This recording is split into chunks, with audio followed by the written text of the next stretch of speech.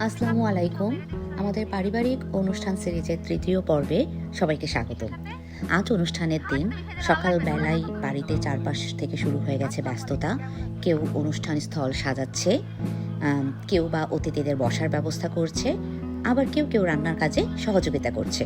ছোট বড় সবাই যে যার মতো করে কাজে লেগেছে। গ্রামের পারিবারিক অনুষ্ঠানের সবচেয়ে সুন্দর দিক হলো এখানে কোনো কাজ শুধু একটি পরিবারের মধ্যে সীমাবদ্ধ থাকে না। আত্মীয় স্বজন, পাড়া প্রতিবেশী সবাই মিলে অনুষ্ঠানটিকে নিজেদের অনুষ্ঠান মনে করে কাজ করে।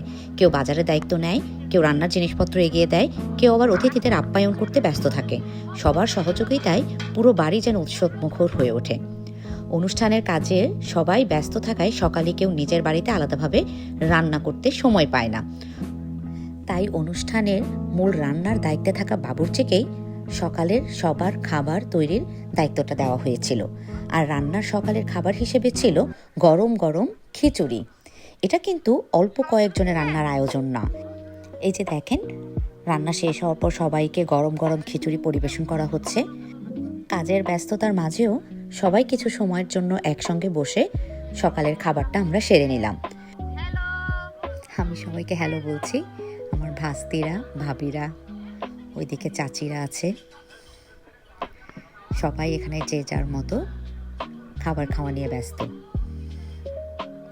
সাধারণ একটি খাবারও দেখেন, প্রিয় মানুষজনের সঙ্গে একসাথে বসে খাওয়ার আনন্দটাই আলাদা। খাবারের স্বাদের সঙ্গে যোগ হয়েছিল আন্তরিকতা আর পারিবারিক বন্ধন। তাজুল খাবার নিয়ে যাচ্ছে। চলেন ওইদিকে দেখি বাবুর্চিরা কি রান্না করছে।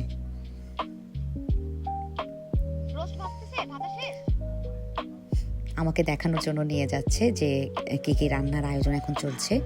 খিচুড়ি মাত্র রান্না করা শেষ হলো, যেটা আমরা খাচ্ছিলাম, সবাইকে দেখালাম। পেঁয়াজ বেরেস্তা চলছে, এদিকে রোস্ট ভেজে রাখা হচ্ছে।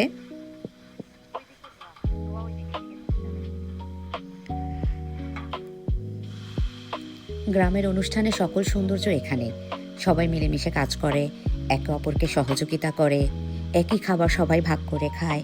মিলেমিশে থাকার সংস্কৃতিটাই আমাদের গ্রামের অনুষ্ঠানগুলোকে এত প্রাণবন্ত করে তোলে আর স্মরণীয় করে তোলে। আজকে এই পর্যন্তই থাক।